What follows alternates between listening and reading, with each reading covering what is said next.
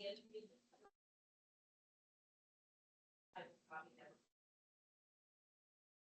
you.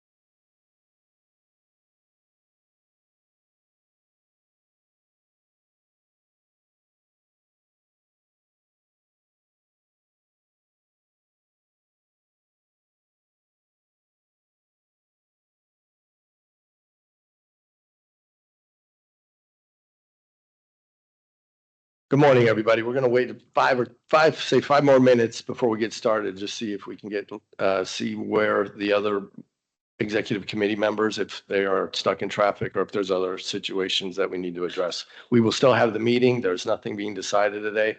This is an introductory meeting with regards to C&D and C&D recycling, and just to be able to brainstorm and get all the options and ideas out on the tables and give us direction to be able to develop possibly a C&D program for the community going forward.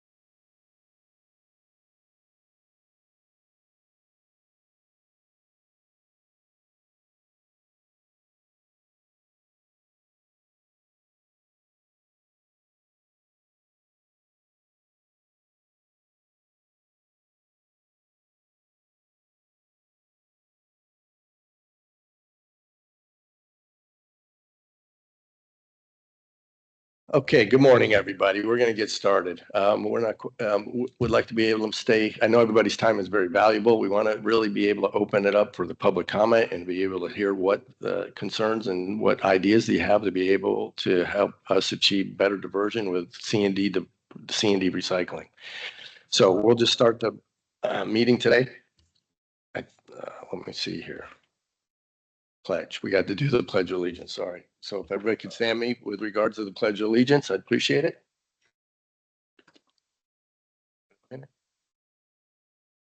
Pledge allegiance to the flag of the United States of America and to the republic for which it stands, one nation, under God, indivisible, with liberty and justice for all. Thank you. Okay, current roll call for the three members would be Member Mead, President here, Member Caggiano, in transit, we hope, and Member Newton, and we'll see if he's able to arrive here later today. Just for the record, since we don't have a quorum, no action can be taken. We can meet, we can hear from the public, you can make a presentation, but no votes can be taken and no action be taken until we have a quorum. Okay, fair enough. And that means actually no selection of chair and vice chair until we have that also. So we'll just move that to the end if they show up. Otherwise, we'll at the next meeting, we'll actually be able to select the chair and the vice chair. So at this time, if we could, we'd like to be able to open this up to public comment. If anybody has comment at this time to talk about C&D recycling, C&D diversion, please come up to the podium and you have 2 minutes.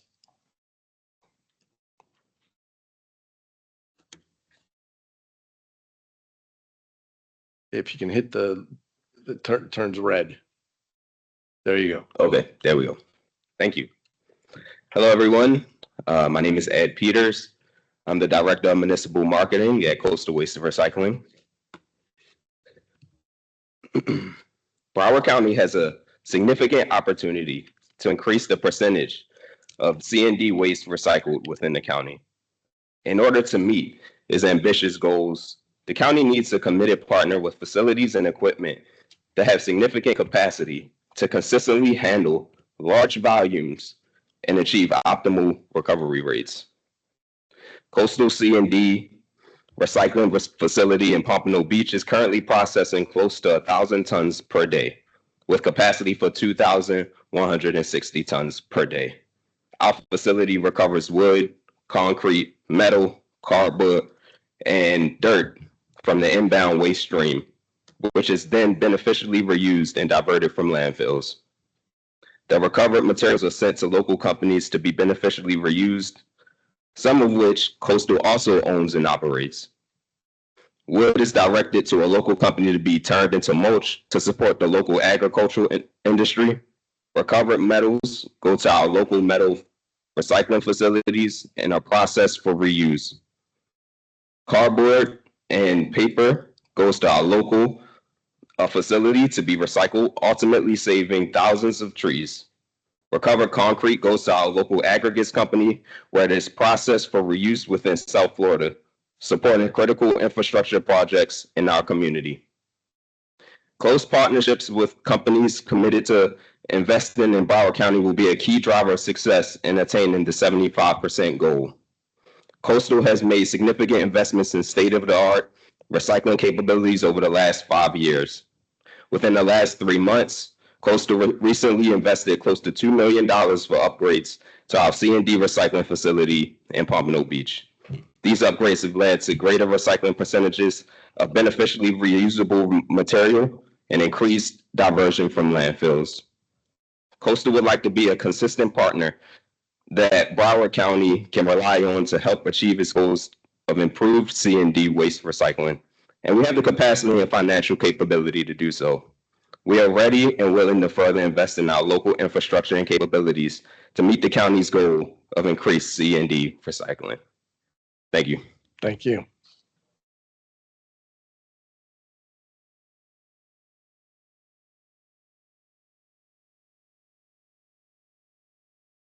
Morning. Good morning. Stephanie Pearson with the League of Women Voters of Broward County.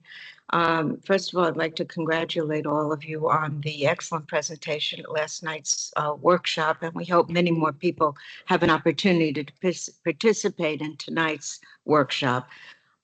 We're glad you formed the subcommittee to address. Okay. I'm short, so I had to really lower this. Okay. We are glad you formed the subcommittee to address C&D debris as it represents a large portion of our waste stream. And as was reiterated last night, it makes sense to get this bulky material out of the landfill and the WTE and to effectively recycle these materials. This morning, we had planned to urge this group to encourage the county to adopt an ordinance banning C&D from the landfill and the waste energy. But now we understand that may not be possible since the county does not own the landfill. And it seems cities may not be able to pass such an ordinance either for the same reason. Our reading of the ILA says flow control requirements begin on the effective date, which is when the cities representing 75% of the Broward population approve the master plan. So my question is, must we wait to do anything? Is this accurate? As noted in the draft master plan, the current C&D processing facilities appear to have sufficient capacity to handle the tonnage under existing market conditions. So the market is there, and we shouldn't really have to rely on the approval of the master plan to start working on this. So we hope the subcommittee can find a way to begin the process of encouraging, maybe incentivizing businesses to use recyclers over landfilling and burning. Thanks.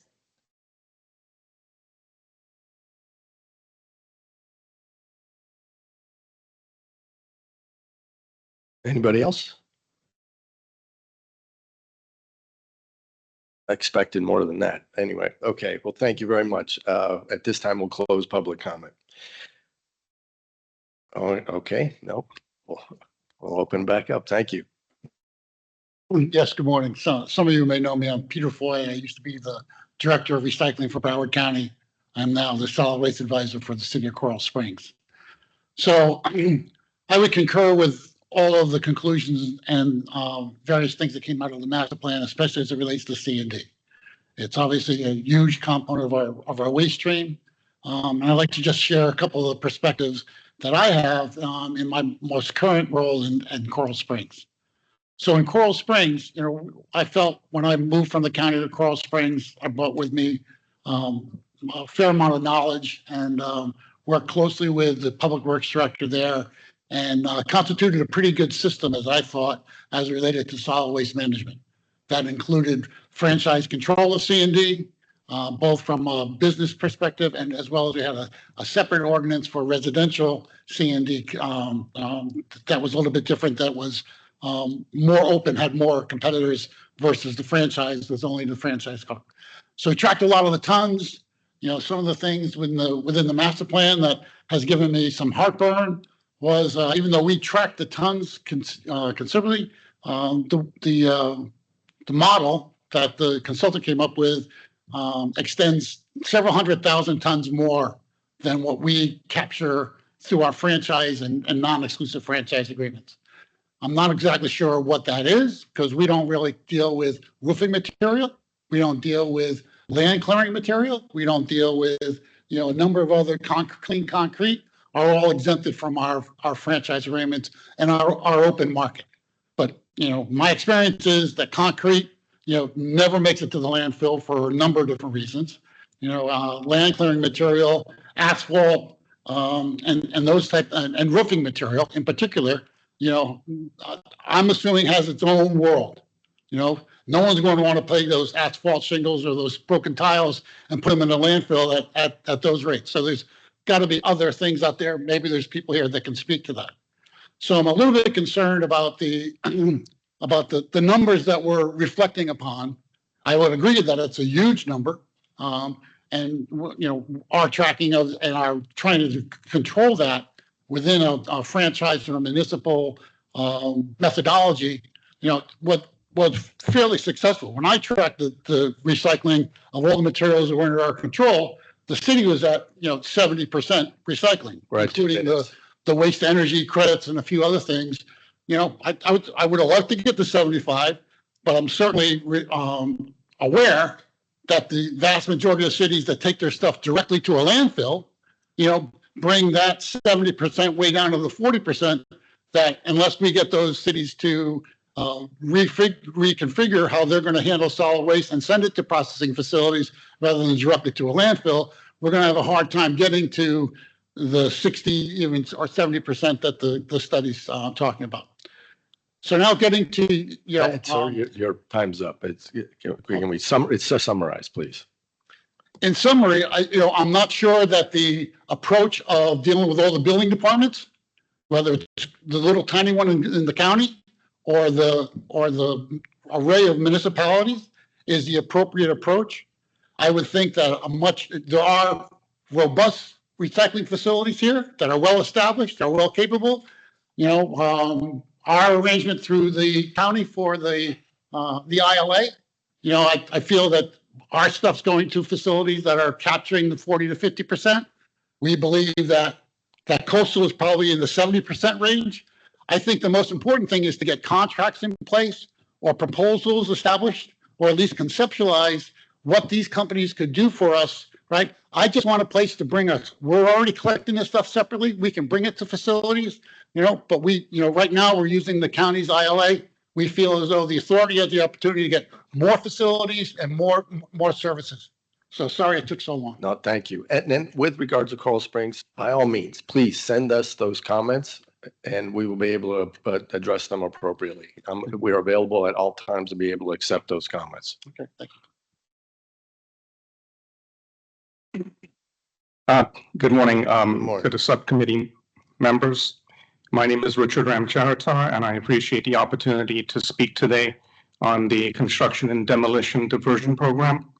First, I want to commend the SWA for prioritizing resource recovery and recognizing the environmental impact of construction waste. As we know, C&D debris accounts for a significant portion of our overall waste stream. Any effort to reduce that burden through diversion, reuse, and recycling is a step in the right direction. However, I believe there are several areas where we can strengthen the program. First, we need clearer enforcement and transparency. Contractors need consistent guidelines and follow-through. Without visible accountability, compliance becomes optional rather than essential. Second, we should explore incentives for deconstruction over demolition. Salvaging usable materials reduces landfill pressure and supports a growing circular economy. Offering tax credits or permit streamlining could increase participation. Third, education is key. We spoke about that last night. Many contractors and homeowners still aren't aware of the diversion options or benefits. An outreach campaign, particularly in underserved communities, could broaden engagement and help normalize sustainable practices. And finally, I urge this committee to continue working towards regional infrastructure improvements that make diversion economically viable, such as local processing facilities and better markets for salvage materials.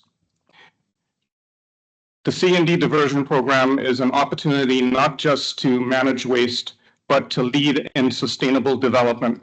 Thank you for your work, and I encourage you to continue pushing forward with bold, practical solutions. Thank you. Thank you.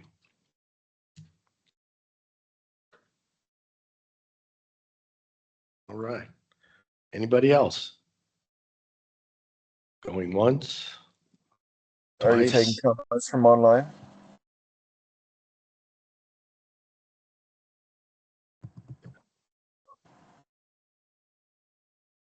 Okay. Yeah. Please go ahead. Please state your name and address. Okay, my name is Mike Ewall. I'm with Energy Justice Network. I live in Philadelphia, Pennsylvania. We're a national organization with members in Broward County. I've also served as a zero waste consultant for multiple counties throughout the Mid-Atlantic and Northeast. And I would like to comment about the fact that one of the previous sessions mentioned recommending a construction and demolition recycling mandate, which is a good direction to go in. But a better way to accomplish construction and demolition waste diversion is a deconstruction mandate, as some other cities have pioneered. Rather than demolish buildings and try to recycle the mixed materials, deconstruction creates far more jobs, recovers more value, and allows more materials to be reused, which is higher on the zero waste hierarchy than recycling and fetches a better price. There are a lot of experts and policy guidebooks, reports, and other materials. There's a whole book about this by Sarah Battiali that came out recently. Cities like San Antonio and Charlotte have done whole reports on this, and there are a lot of good resources out there, including Build Reuse, which used to be called the Building Material Reuse Association. So I'd like to make some of these materials available to you and encourage you to look at a deconstruction mandate over a recycling mandate. Thank you. Thank you. Others? Are there any others? No hands raised or anything? Okay. Okay, again. Any further public comment? Okay, we will close the public comment period now. Thank you very much. Okay, so for the next portion of the agenda, with regards to selection and chair, we will move that. We do not have other members here to be able to work through that today. Item number 5 is the purpose of, in essence, a countywide, say, deposit refund system, other options that could be developed as part of this C&D ordinance mandate. And what I would like to do at this time, I'd like to just go through a small presentation that was put together with regards to the white paper and some of the thoughts that were originally discussed at a number of the executive committee meetings. So thank you for coming in today. Here's a kickoff meeting for the C&D. This is the first meeting. We are going to be developing this subcommittee further going forward. Obviously, it's a little skeleton crew right now with regards to us being able to move that, but we will actually, that'll get better. There's a lot of things going on this week. So first and foremost, introduction is the need for C&D diversion. Key message on this side is that C&D takes up to 20 to 35% of Florida's waste stream. It's has high recovery potential, such as concrete, metals, wood, drywall, and the other materials that have been mentioned previously by some of the public speakers. It supports landfill reduction and sustainability goals. And that's something that we really need to start working towards, as you've heard Mike say at the meeting, at the outreach meetings the last couple of nights, with regards to if we don't get it out at the front end, we're going to have to deal with this on the back end. And the more that we can get out at the front end, the more that we can divert, the more that we can use for beneficial reuse on the front end, it's going to help our long-term goals of trying to reduce that material that's going to either to waste to energy or landfills.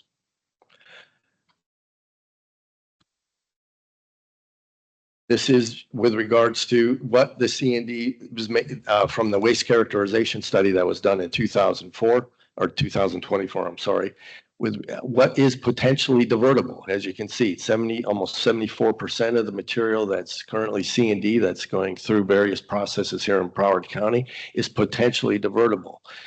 We need to be able to capture much more of that. We need to be able to push that envelope more towards the 80-90% levels if that's possible. But we need to start at a baseline, and we really need to understand what a possible baseline would be. If we could actually get all of the C&D to say a 50% diversion rate to start with and phase that in and higher as we go forward in a number of years going forward in the years, we should be able to achieve greater diversion. But we need to start someplace. And right now it's a hodgepodge system. Each city has gone out and done their own various franchises, has various goals for each of their communities. And if we can standardize that, it would be very helpful, and it would provide guidance to not only to the construction and demolition material, but those that are processing that. It's hard for them to be able to, the processors, the current providers of that service, those services here in Broward County, it's hard for them to increase their throughput, to be able to understand what the market looks like if there's really has been no discussion with regards to how we want to move that C&D material out of the waste stream. They need mechanisms to be able to show that there is that C&D, and the diversion of that C&D is something that's important to Broward County. And through C&D ordinances, C&D mandates, we should be able to give them the ability to be able to increase their throughput, increase their facilities operating, inbound operations, so that they can meet these new challenges. I think there's enough third party, and we've shown that in the part, especially in the short term.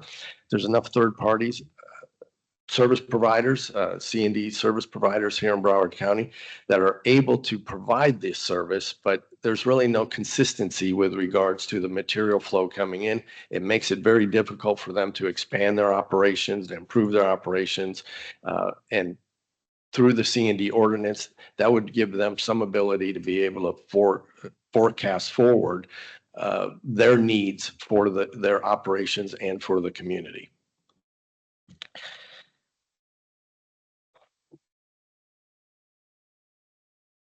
C&D materials, really this comes down that we're trying to do what makes what is common sense. What are the high density materials into the waste stream that we could take out and do something with?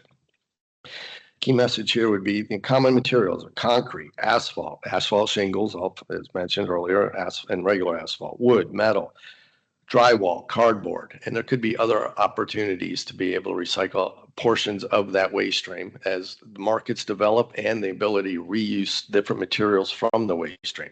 Whether it's through deconstruction, whether it's through some other mechanism, those are things that we want to hear about today. What we want to have that discussion going forward with this C&D subcommittee.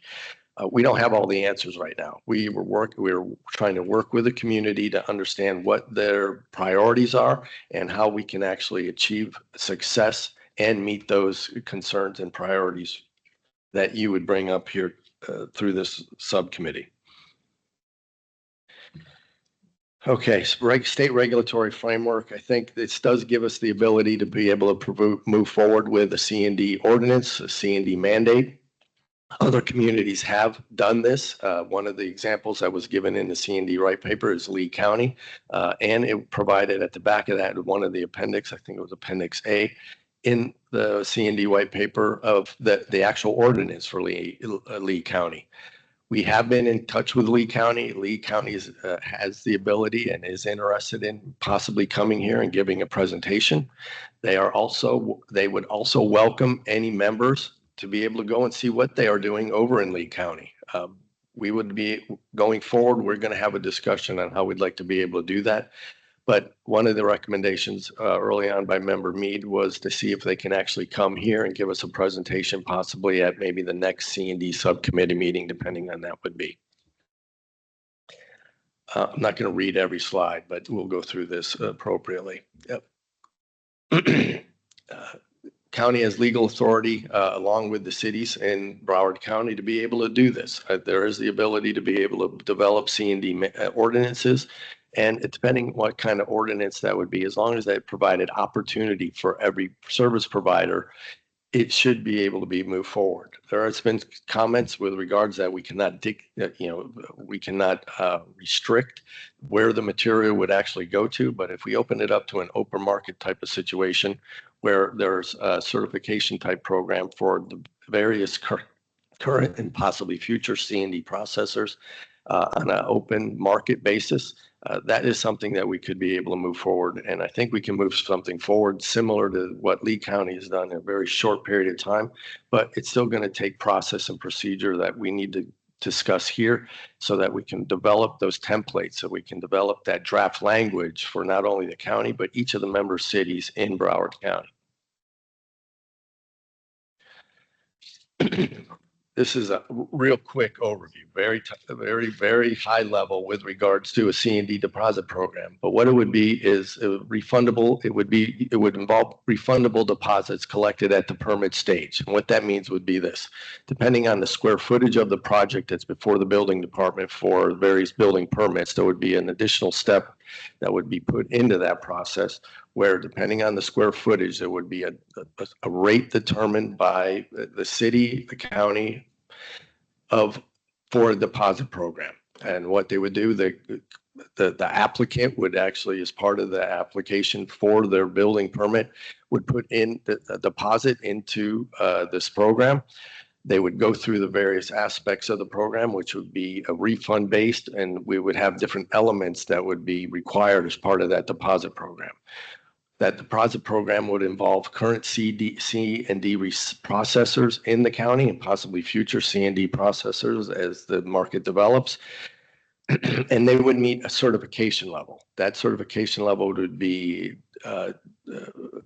reviewed by an outside third party to show that each of those C&D processors are meeting a certain minimum diversion requirement of their inbound materials. At the end of the project, and I'm skipping through this very quickly, at the end of the project, when they go in for final sign off with the building department on their project, they would actually have to show the contractor, the applicant would show the building department that all of the residual materials from that project went to one of these certified C&D processors. If all the material went to one of these C&D processors and it's a certified C&D processor that's meeting some required minimum, and we would suggest starting out at a 50% level at the beginning and possibly ratcheting that up over a number of years going forward to a higher level. But we need to establish a baseline right now. And if we could go after 50% of the blue on that chart that I previously showed, that would be a huge improvement and it would be a huge step forward for us. And once the market matures, we can discuss ways to be able to possibly increase that diversion percentage. But as long as the material was brought to one of these certified C&D recyclers that meets this minimum diversion percentage, as part of the final sign off on that project by the building department, they would look at that. All the material was brought into the certified C&D recycler. If that's the case, they would get a check mark on their final sign off on their permit, and their deposit money would be refunded. If they weren't able to show that the materials from their project were brought to one of these C&D recyclers, then they would actually forfeit that money to the local building department. That's a rough skeleton framework of a possibility on a deposit program we've heard. And in that type of program, we could also actually discuss a deconstruction portion as part of that. And that's something that's open for discussion. And this is going to be a part of the development of what we would like to see in Broward County as our C&D ordinance, our C&D mandate.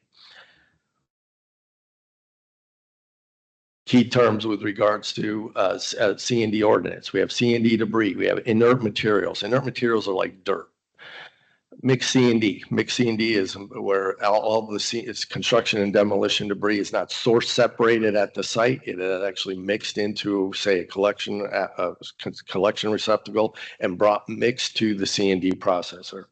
Unprocessed C&D is the material that is actually from the applicant's project that has not gone through any process to remove any of the materials.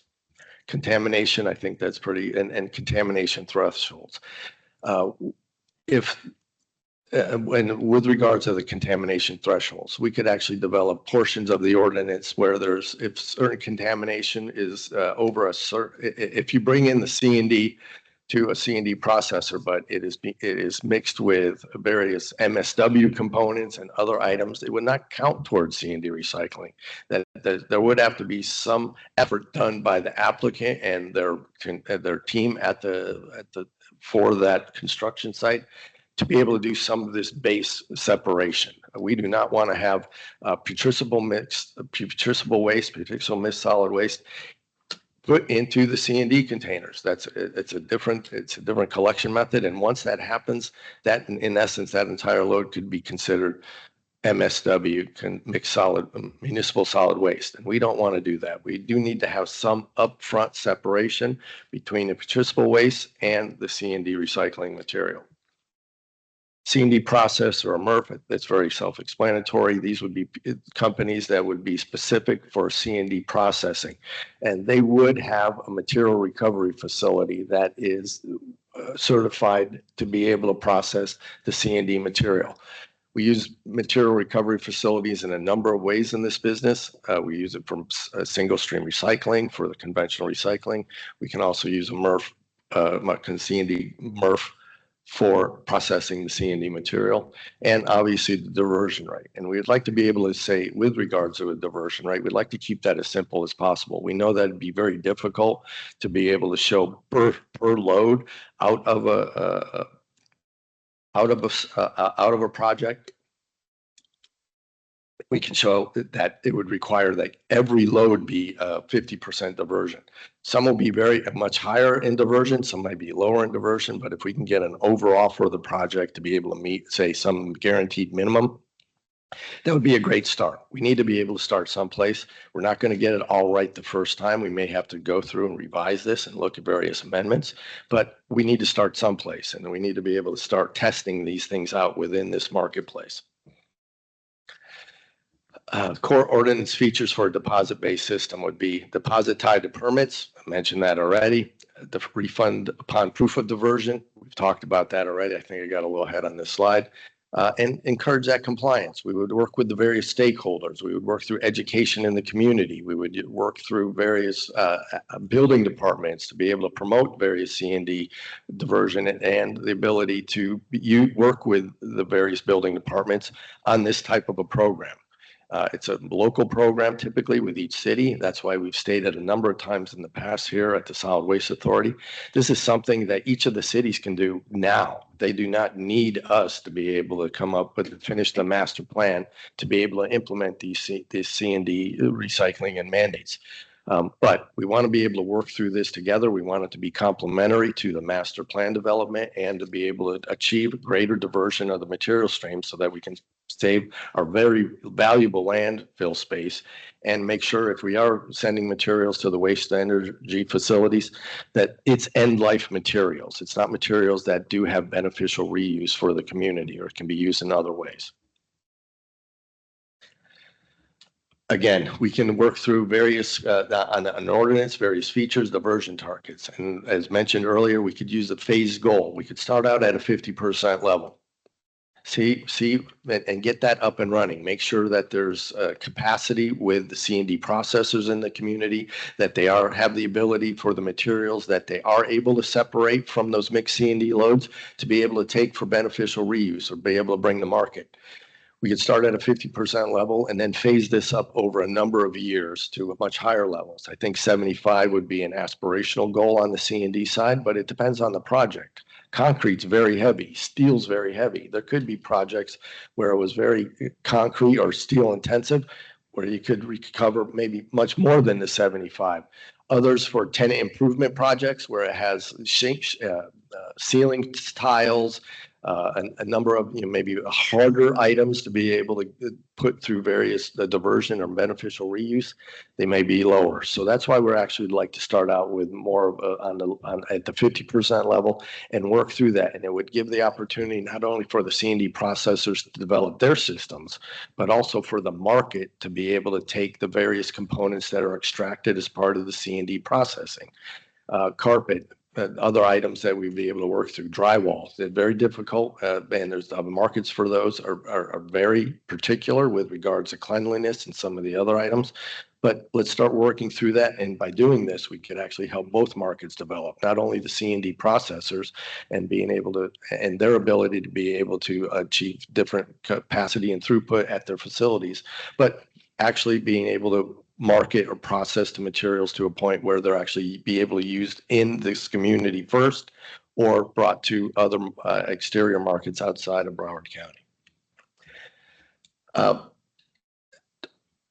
And also, and that gets into what I was just saying about with regards to targets based on the project type and the timeline. Obviously, much but larger projects, over 50,000 square feet or something like that would have maybe different requirements than something for a much smaller tenant improvement project that maybe is only working through maybe 5,000 square feet or something for that strip mall upgrade.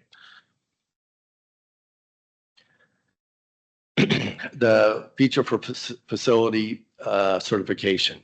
These would have to already be Florida Department, Florida DP permitted processors only. There's a process here in Florida to become a C&D processor. You would have to actually, these processors would have to be have been certified and approved in that process. In addition to that, we would recommend, all right, an additional C&D, the facility certified by a specialized third party. And what that means is this: there's a number of companies throughout the United States that actually go out and actually do audits of these C&D recyclers and develop a report on their ability to divert the material. Now, based on various audits of the material, where the material is sold, review of the weight tickets from various projects, et cetera, and the material that's actually brought into those C&D processors, these third parties then certify the facility that they are meeting a certain diversion requirement, whether it's 50%, 65%, 40%, whatever that may be. But they actually provide a certification to the C&D processor and shows that they do have the mechanisms and the ability to achieve these diversions. We would try to keep it very simple with regards to the C&D certification and where that 50% diversion would come from. To start the discussion, we would recommend just something where they can show 50% say diversion of their inbound material stream. So if they brought in 100 tons of C&D material, they would have to be able to show and be certified that they can process out, say, 50 tons of that 100 tons and achieve a 50% diversion rate. It would not be done based on each individual weight tag. As long as that material was brought from the project to one of these certified C&D recyclers, it's assumed based on the certification that they've met a 50% diversion rate. And that's one of the simplest ways to work through that. Yes, there is some work needed by the local building departments at the front end to check the box with regards to the deposit, and at the end of the project, when they're going in for final sign off of the permit, to be able to show that it was taken there, and they would be able to get a full refund of the deposit that was turned in based on square footage at the beginning of the project. Digital reporting. This is another way that we can actually work through this, and this would be this could be done by each of the C&D collection, the franchise haulers, or this could be done by the C&D processor, but there could be a way to do this digitally reporting, where each of the weight tags, when they're brought into the site, are digitally recorded, it's captured, it's registered, the materials that were based on various allocations. And we could use that site as, say, a centralized portal for the ticket uploads, or portal for the uploads. It would, there's various mechanisms that are able to work through this digital reporting feature. It's something that I'm bringing up here just to show that there is technology available to be able to get into a much higher level of diversion. And we can get into much more detail with regards to the features of digitally reporting. But I'm not sure if we need to start there or if we should just start with the basic ordinance and then work through the certification and make it simple as the original example that I gave.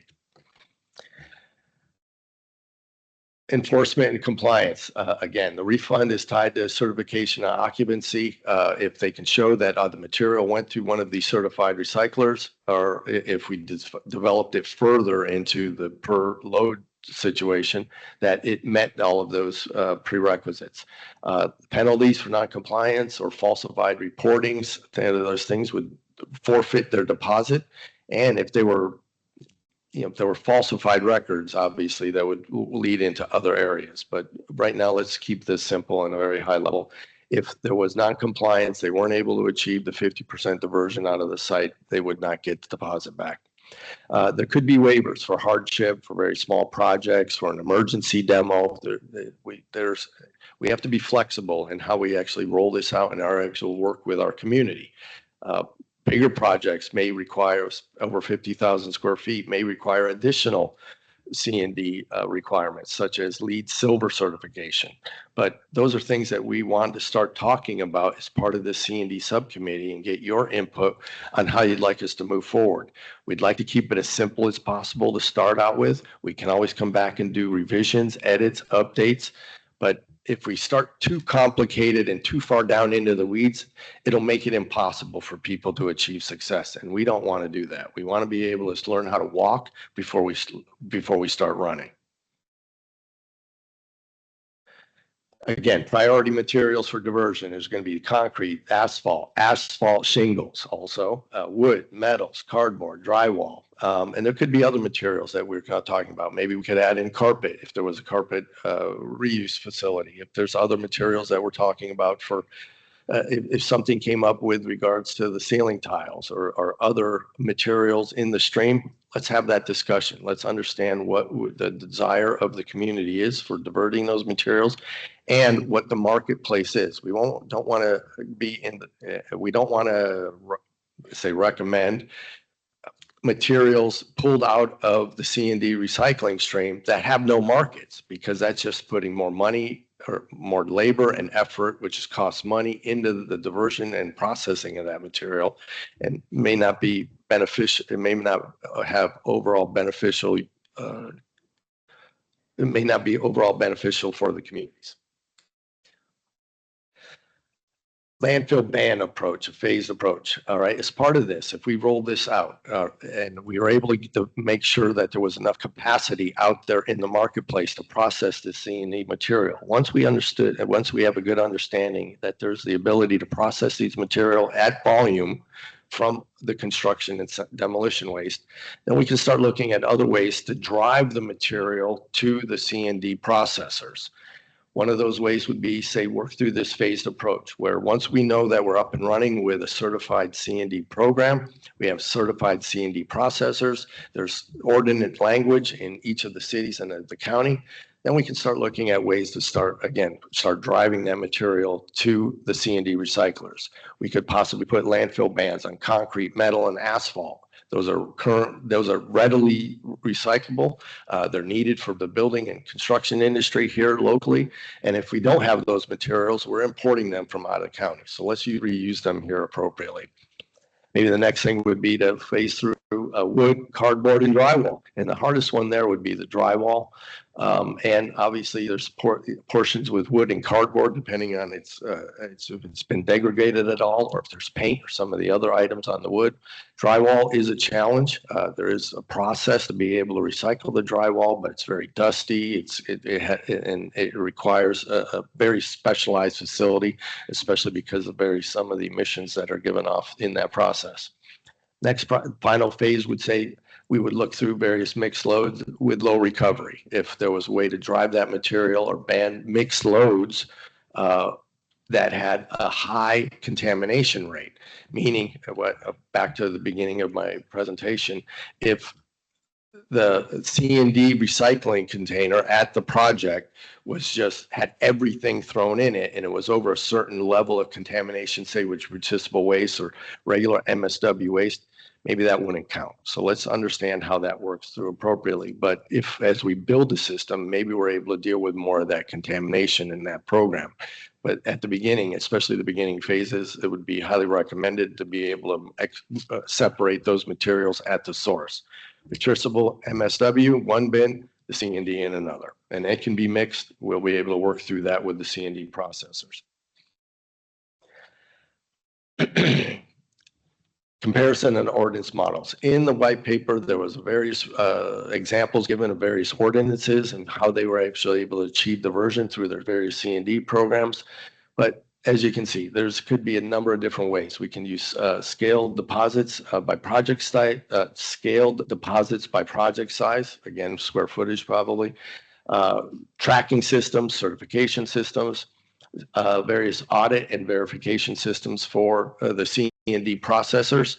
We won't be so much at the site. We don't want to be able to add more to the building departments and the building department staff of going out and trying to enforce this. It's up to the contractor, it's up to the applicant of the project to make sure that they're working with one of these C&D recyclers, so reuse C&D processors, and moving that material appropriately. But we want to make sure that we're very transparent with regards to the reporting, that it's worked through the various C&D certification companies, and there's that it's, again, it's very visible process.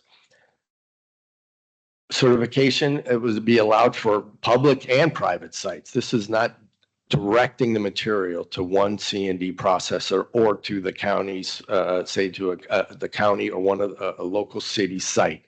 This would be something that would be open market. If the county or the cities would like to participate, they would have to develop their own site or work with various purchasing processes to be able to have a site of their that meets the requirement. But in this model, it's really with regards to the marketplace. The marketplace would actually be responsible for development of that C&D processing, that processing capacity, and the applicant, the C&D, whoever the applicant would have served, be their service provider for the project, they would be responsible. We would be able to work with them and be able to provide that.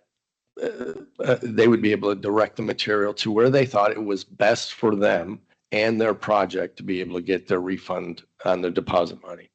And by doing that, it would encourage competition. I know there's been a number of comments that this is going to drive up the price of construction and building throughout Broward County. There may be some adjustment period when we initially roll this out and the C&D processors develop their capacity and increase their throughput. But in a very short order, that'll balance out. Market conditions will take over.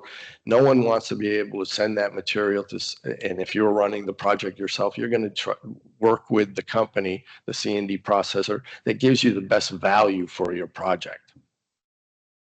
And you'll be able to find that as part of your research on going to and working with a C&D process, one of the C&D certified processors. Again, we've heard a number of times about the various examples, the 3-4 examples that were given in the white paper.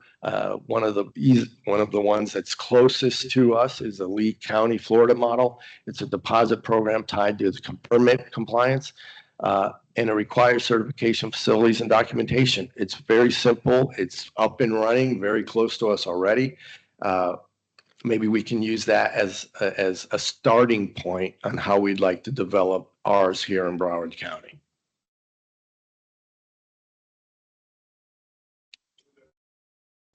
Okay, and this is very rough, everyone. With regards to us being able to work through that, this is the start of this. We are going to start. We want to hear what your thoughts are. Please, if there's comments, not only if you don't feel you have time today at the public comment, please get a hold of me. There's ways on the website to turn in comments. We review those comments weekly at the website. Thank you, Elisa. And we provide comments back on the website for the various questions and comments that were turned in as part of that process. But I say Q3 of this year, and I say that because we're already in Q2, and we're going to be very close to Q3 here shortly. Let's start getting scoping and input from the community with regards to a C&D program.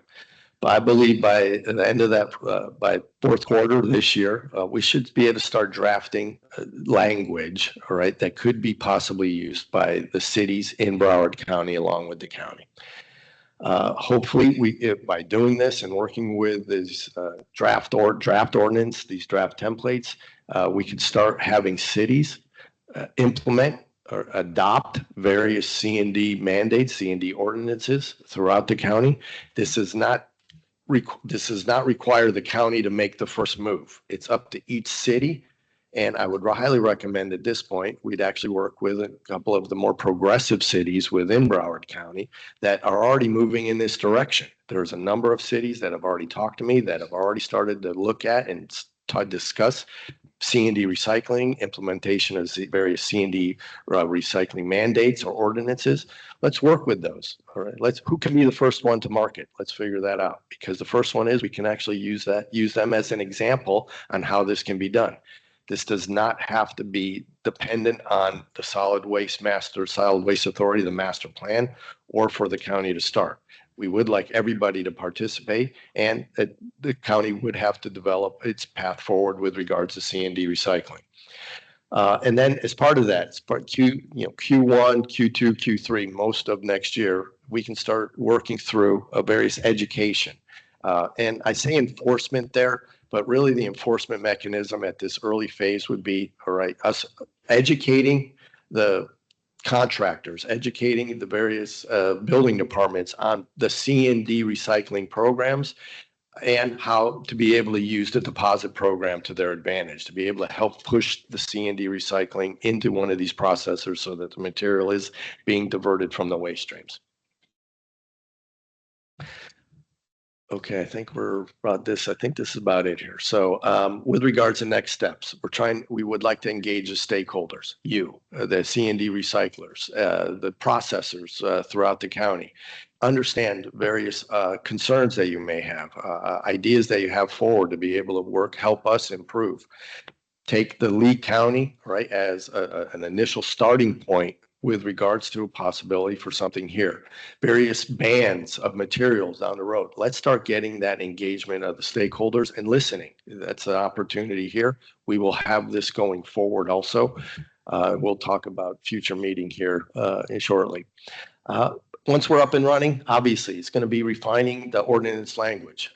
And we need to refine the ordinance language just now as we understand that. I'm sorry about that, not going forward. We need to start now with refining that ordinance language. We need to take, say, Lee County as an example and start developing it and refining it to what fits us here in Broward County. We're not just going to adopt what another county does. We need to make sure it works here in our county. We need to make sure that it takes into account the concerns of our stakeholders. Define the certification process, how we would like to see that work. That certification process, I gave a quick overview of what a certification process would look like, but there's a lot more details involved with that. And then develop the outreach and the education materials. That's what the Solid Waste Authority is here to help with. When we're to a point where we know what the program is, we will be ready to start educating the community, rolling out various education and outreach for our C&D ordinance. Hopefully we develop a model ordinance not only for Broward County, but that can be used like Lee's for the rest of the state of Florida. Okay, that's it on the presentation. Thank you. Any questions or comments, Member Mead? Just a quick comment. I think the proper place to start here is to start with somebody who's been successful in it, and that's Lee County. Obviously, that's come up a couple times before. I would like to make arrangements to go over there to firsthand view their project, to get involved in the different areas that need to be, not just the office, but go out in the field and see how they are actually doing things.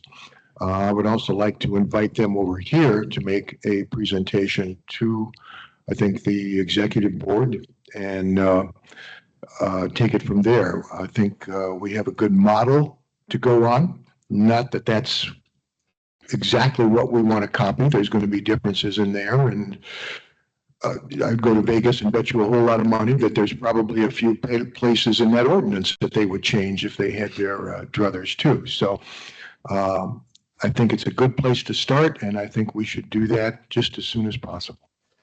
Okay. Yes, absolutely. Can I open it back up to public comment? At this time, because this really is about a brainstorming session. I know maybe at the beginning with regards to public comment, people are trying to get into with their 2 minutes of what we'd like to do, but I would like to open it up again for public comment. We have a little bit of time left. This meeting goes to 11:30. I'd like to hear, we gave you a small presentation. I know everybody's been able to review the white paper, the white paper, C&D white paper.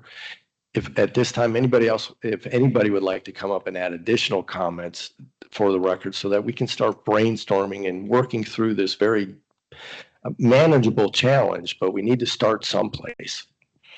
Good morning. Thank you. I just have a Name and question. address, please. Julie Long Plantation, 972 West Tropical Way Plantation. I reviewed the white papers on CND and looked at the Lee County ordinance. And one of the things that struck me is it seems like the fees, I don't know, maybe they cover their costs. They didn't seem to be very much. And I wondered if they were reasonable, but I'm just confused how we would do this here. I think I heard a while ago recommendations for a county ordinance, and then I heard the county can't do it, and then I heard the municipality should do it. It seems like if each municipality went down this road themselves, that's going to be very time consuming and isn't going to fall into your timeline. I mean, in our city, it takes a long time from the idea to actually enacting an ordinance and getting it running. So I'm wondering what you think is the best way to do it. I think the cities are looking to the ILA, and it almost sounds like now we're putting the ball back in their court. So One great comment. I don't know if I'll be able to go through the full detail on that. That's what we're here trying to assess right now. But to answer your question, both the county and the local cities would have to adopt local ordinances. All right, with regards to C&D recycling. Both. All right, not at the same time. Obviously, the county is in charge of the unincorporated areas, and each city oversees what is in their city's boundaries. So it would take a combination of both being able to move that forward. Now, something the county could do is we would need, especially with regards to a C&D ordinance, is possibly to ban the material being direct haul to the landfill. Those are things that we'd have to work with the county. And the county does have oversight of not only the big facility, but it also has some oversight with regards to the Monarch site. So we would work in coordination with the county. But as far as C&D mandates, C&D ordinances, it is something that we bring up in the solid waste master plan, but it will take local, in essence, city development of each of your individual programs. We can assist with the templates. The Solid Waste Authority, we can work through the various possibly templates on what a C&D ordinance would look like once we come to a consensus here on what we want into that ordinance.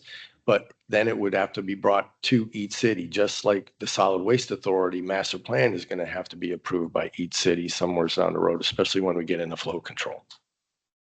Okay, our city is doing their comprehensive plan, and I reviewed that, and there's no mention of this in there.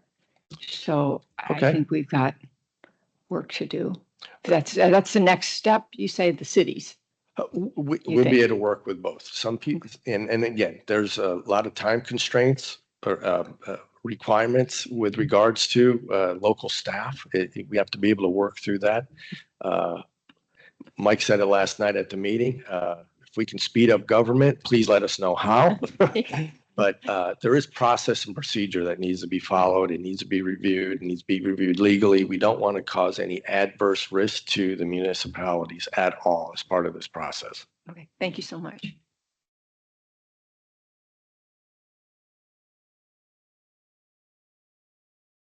Stephanie Pearson again, Coral Springs.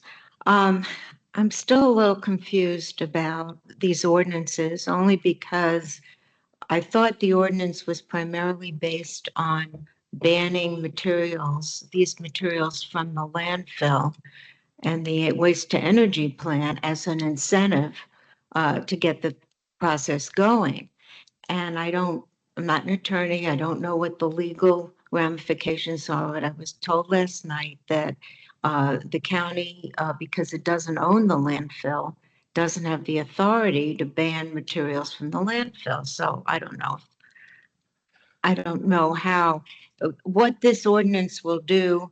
I mean, do the cities then have authority to tell the contractors that work in their city that they must get certification and must bring the materials to a recycler. Is that a separate thing from banning from the landfill?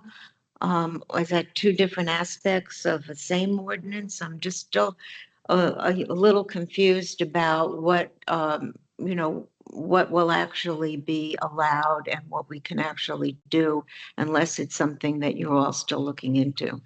We're still developing that. That's why we're starting these brainstorming sessions. There has to be some combination of both. We do not have the ability, maybe at this time, maybe someone does down the road, to be able to ban materials going, but we can work with each of the municipalities and the county in the development of a C&D ordinance that is that deposit program. It's going to be a combination of us working together with the county in a number of different ways. I don't believe, and we'd have to look through that because there's concerns with regards to bans and how that would work. And does it cause any other adverse effect to the community? And we need to be able to vet those out. And we're at the beginning of this process right now to be able to work through that. Okay, because we would like to be of help, of course, in working with our cities and with the county, encouraging them to do what we think is best and what you think is best, but also what's doable. So the county can we start look forward developing to its own. hearing from you on that. The county can start developing its own C&D ordinance, right? Each city can start developing their own Okay, C&D but the ordinance if they would ordinance like, but I think they should Can wait the until we get ordinance our guidance. specifically ban materials from the landfill if they don't own it? Or is that a legal question? It's a legal item and we need to develop that a little bit further with regards Okay. to bans because that may cause again, that may have adverse effects in other portions of the business community that we need to vet out prior to be able to recommend any of those things. Okay, so we look forward to hearing what you figure out. Okay. Mr. Storti, if I could, I think one of the Sure. things that indirectly addresses that too is the initiation of a deposit program Mhm. at the start. If they take it to a landfill, they don't get any of that deposit back. If they take it to an approved distribution facility where it's broken down, they are enabled to get some of that deposit back. So there is that initiative there also. So that they can do now, as far as you know, yeah. Yes. Okay, great, thanks. Any other public comment? Yes, please. Well, actually, not comment on this. I'm sorry. This is additional comment because we're here to listen. Okay, Monica Elliott. I live in Southwest Ranches. So are there more recycling companies already in Broward County or willing to work in Broward County besides Coastal? Yeah, there's a number of C&D processors, haulers, material recovery facilities that offer C&D processing in the county already. We believe there's enough capacity currently for the current construction. Now, we start looking 10 years out, 20 years out, as you saw in the master plan. That may need the development of additional C&D facilities, but in the short run, during the next, say, 5-year period, there's enough capacity here in the county now to be able to handle it. In addition, if we are able to work through a C&D ordinance, all right, and be able to drive that material to the current C&D processors, they'll be able to take that, go out, spend additional capital and improve their throughput so they can process more at the current sites. We want to be able to work with the market, the current processors as much as possible before we do anything further. And through the analysis on the master plan, there is enough capacity currently, especially if we're able to work with the current C&D processors, material recovery facilities, and give them some assurance that more material is going to be headed their way. Once that assurance can be given them, they can go out and get capital and improve their systems however they want. Even if maybe there's another firm out there that would like to get into the C&D business, it's going to give them opportunity also. Were they not aware of this meeting? Like we have like most meetings, okay. there's a lot of challenges with regards to getting people to the meetings. I do appreciate immensely everybody that showed today. I would suspect that as we start developing the C&D subcommittee, it'll start building momentum and we will start seeing more attendance.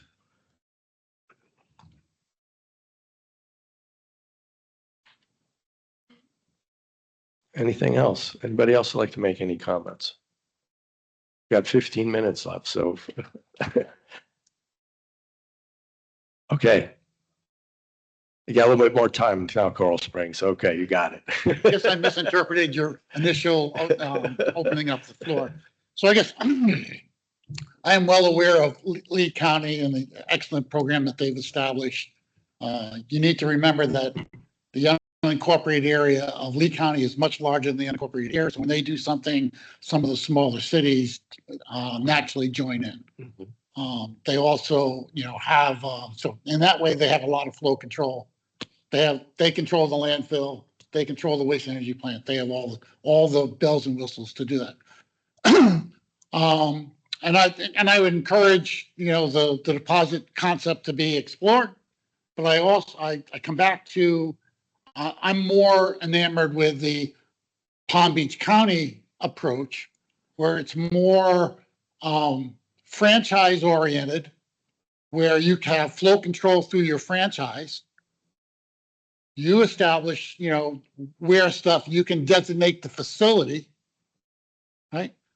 I think, as we said, there's capacity in Broward County, private sector based, that is pretty well established and have been modernizing over the last couple of years.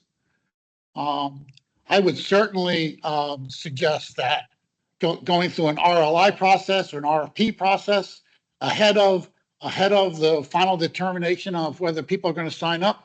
I think actually some understanding of who would be potential players, what their potential prices would be helpful in terms of making municipal-based decisions. I think municipalities, and Jamie may correct me, he certainly knows more about municipal contracts, but I think the ability to control flow through that, whether it's MSW, bulk waste, C&D waste, recycling waste, for the most part, you have a lot of control, contractually in order to do some of those things. And I think, especially in the first 5 years or so that you're looking at, I think that's the mode to sell the system. Establishing this, I think, is going to be difficult. There's 37 different building departments, 37 different or 30 something, building officials all going through the processes. How you're going to do the fines, how you're going to do the paperwork, how you do all this other stuff. I mean, conceptually, all the bells and whistles are there. But as an alternative, I would think that the Palm Beach County, now the licensing, even though FDEP is the licensing thing, I think it's delegated down to Broward County. So I'm not sure whether you've had any discussions with our local licensing people in terms of C&D, what they're required to do. Maybe the authority could give bonuses. So if the C&D company gets to a 50%, this is the rate that we'll pay you. If you get to 75%, we'll give you a bonus. That might be you put that in an RLI and RFP, I bet you get some responses.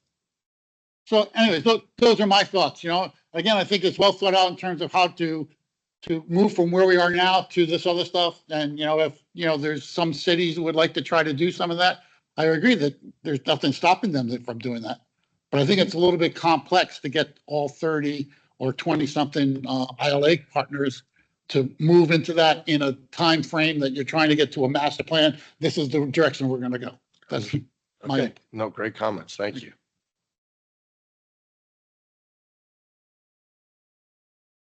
Member Mead, okay.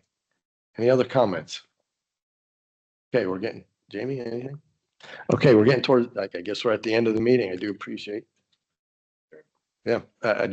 everybody's attendance today. We will work on trying to make sure it's more advertised next time, and we'll get through the summer when we have it. Oh, wait, we would like to be able to have this next meeting in September. Next couple of months, it's kind of scarce with regards to, it's hard to get everybody together with the summer vacation, kids out of school, etc. So we will work on having the next subcommittee meeting in September. Yeah, we'll have to work that out, but August, September, probably will not be in July. Yeah, so please stay tuned. We'll make sure that everything's posted on the website.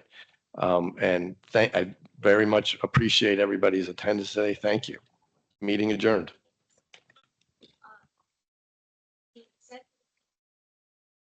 Yes. Instead of Friday, 1 o'clock here.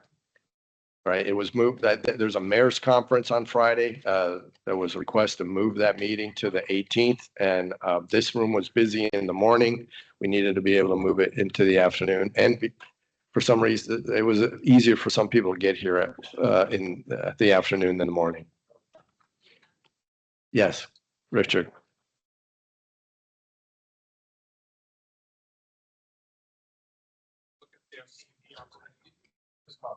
Yeah, come on up. Come on up.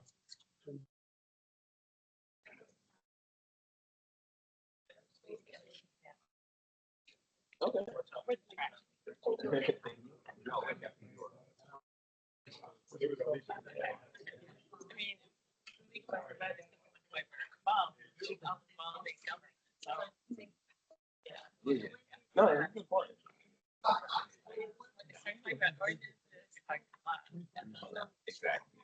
So you can contact me anytime. Monica Elliott.